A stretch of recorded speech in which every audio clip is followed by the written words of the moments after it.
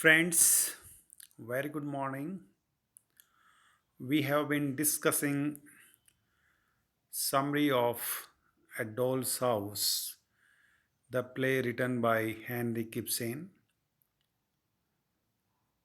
We have been doing the summary of Act 1 of this play, and this is the sixth part of Act 1 summary that we have been doing. Up to now, what we have seen that Krogstad is guilty of morality. Krogstad is illegal and has committed a financial crime in the bank.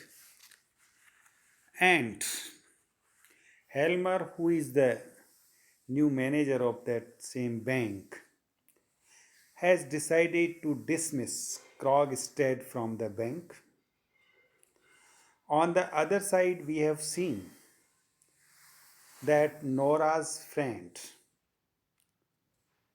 had come there and she wanted help from Nora because she was a widow and she had nothing with her for her life making.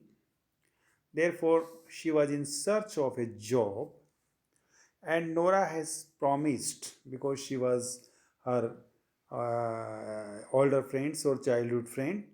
Therefore, she promised to help her getting the job in the bank, and in this way she would recommend her to her husband. And when Helmer comes there, she does so, and Helmer is also ready to help Nora's friend, and he wants to give her the job in the bank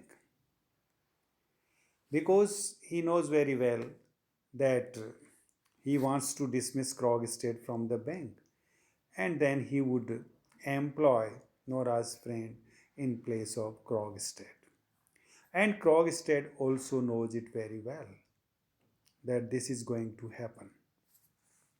Therefore, Krogstad again comes to Nora and asks her, requests her to recommend her husband for his retirement in the bank, on the same post in the bank, and not to dismiss him from the job.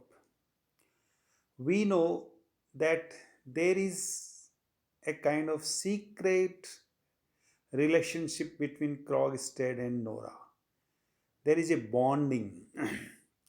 There is some kind of undertaking, the secret which both of them know. But Helmer doesn't know. And what is that secret? We, the readers, know. We have come to know that Nora has taken a loan, has borrowed money from Krogstad when her husband was sick, and he desired to have a trip in the warm places, and in order to save the life of her husband, Nora took the loan from Krogstad, though she was a woman, and the woman was not supposed to take any kind of loan or money without the consent of her husband in those days. So she did that kind of secret, you know. And now Krogstad, who is who, who is in a critical situation, is going to lose his job. Therefore, he is now trying to blackmailing Nora, and he comes there and tells her that he is guilty of an secret act for many years, and therefore he has started other business, that is money lending, But if he is dismissed from the bank, he will lose his business, he will ruin his business. And therefore, he requests her to recommend him to her husband and help him. Then Nora says that no, she can't do that because because she knows very well her husband that her husband will not accept or will not agree with Nora for this recommendation because he knows very well Krogstad as well as Nora. At this point, Krogstad then warns and and makes fear to Nora that if she doesn't save him, he will use the means to compel her to do so. So he threatens Nora that he will disclose the secret. So Nora says, कि if he will tell her husband that she owes him money, that will be wrong, and this will create a terrible disagreeable position for her. And then Nora becomes irritated and tells Krogstad that he may go ahead. So she becomes furious and then tells Krogstad, okay, you can tell him what you want to say, because her husband is gentle and so kind that he would not mind all these things, and at first hand he would not agree with that point.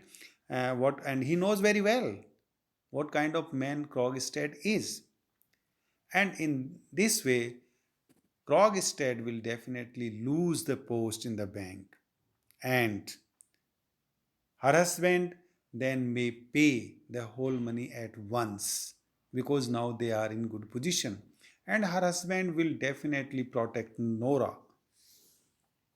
This is what she says and she believes when Krogstad threatens her. So now Krogstad tells her the fraud or the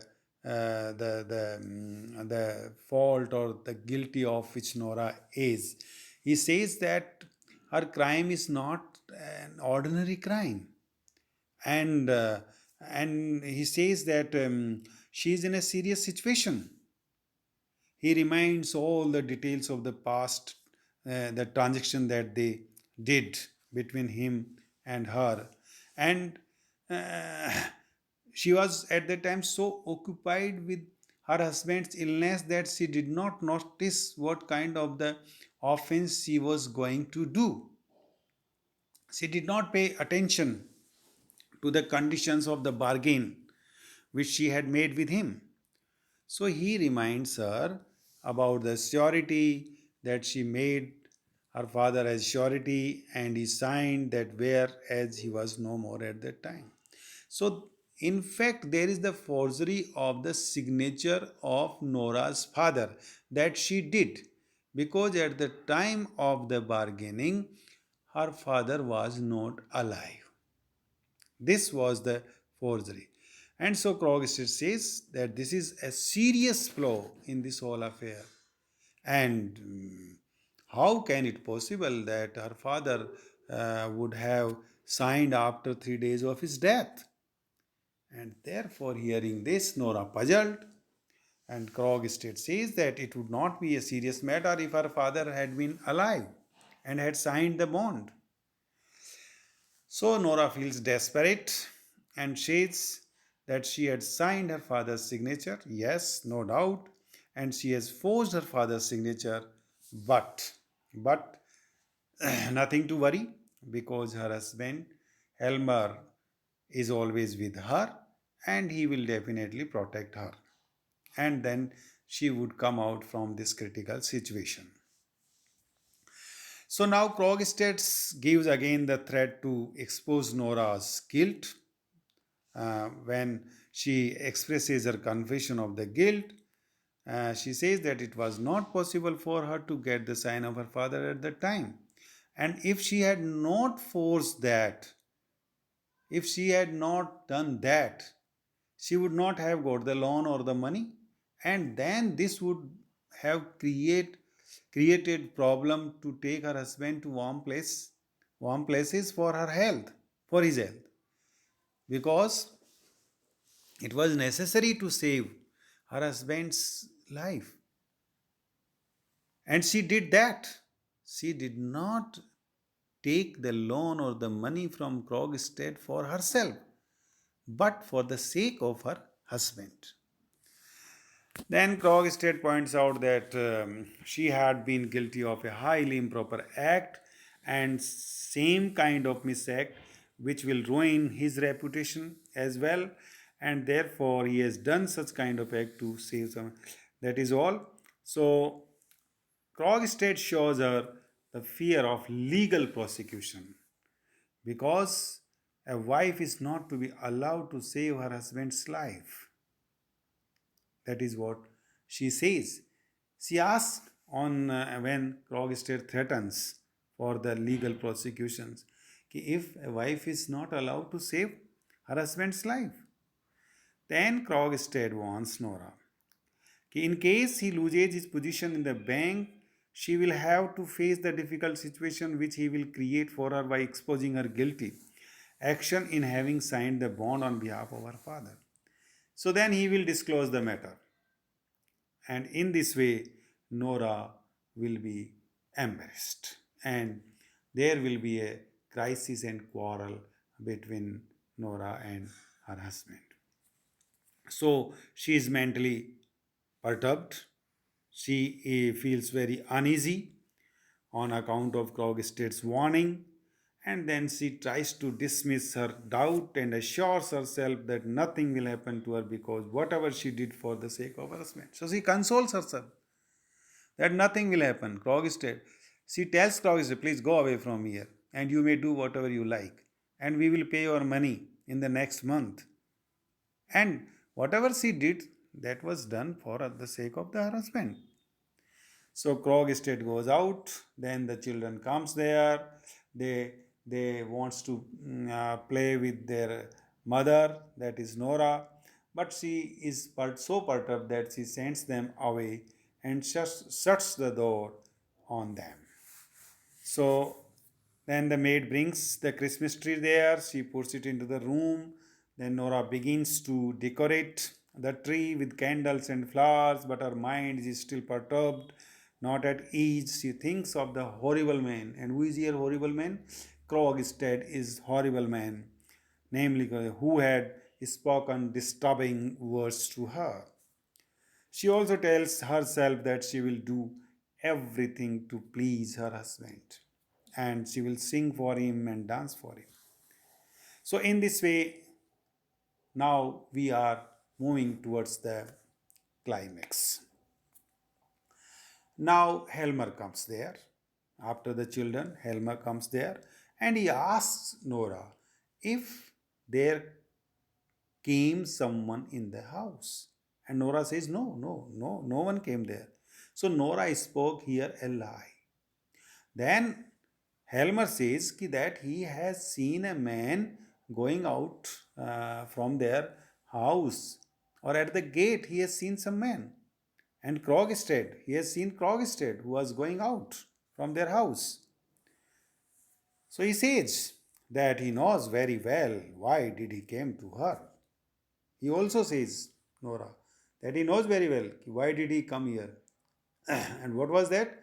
That he came there because he is going to be dismissed from the bank. So he came to Nora for the recommendation. And now, therefore, Nora admits, yes, he came there and such was the case. Therefore, Helmer says that Nora must not have spoken a lie.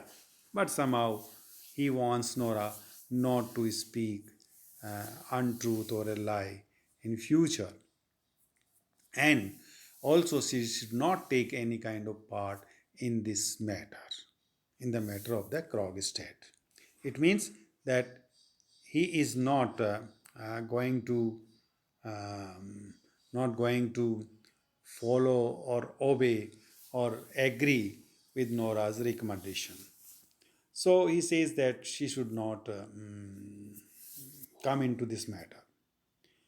So this is what the story now moves. Now, then Nora goes to participate in a fancy dress ball, that is in a party, that is the Christmas party. She is now changing her dresses. She prepares herself for that fancy dress ball. And then Helmer's, we also see Helmer's serious views of Krogstad's guilt. So he tells Nora what Krogstad in fact has done and of he is guilty. But there is a painful conflict in Nora's mind. And what is that? This was that her husband has refused her to interfere in that matter. So now she cannot do anything for Krogstad here. And she had already recommended her friend for the new job. And on the other side, Krogstad had already warned and threatened Nora to disclose the secret, disclose the forgery that she did, the secret that she took loan from him without without without disclosing about that to her husband, without the knowledge of her husband, that she should not have done. So now she was very much perturbed in her mind. She thinks what she should do, whether to stand with Krogstad or to follow her husband. So on the both side there is problem and danger for Nora. If she goes with Krogstad, then the problem of the husband. He will get angry and he will discard her. And if she stands with her husband, then Krogstad will disclose the matter and will create the problem for her. So on the both sides, she is disturbed, perturbed, and in conflict. So this is what the story now moves ahead in this way. And for today, this is enough. And in our next lecture, we will proceed the story ahead. Till then, thank you very much. Bye bye.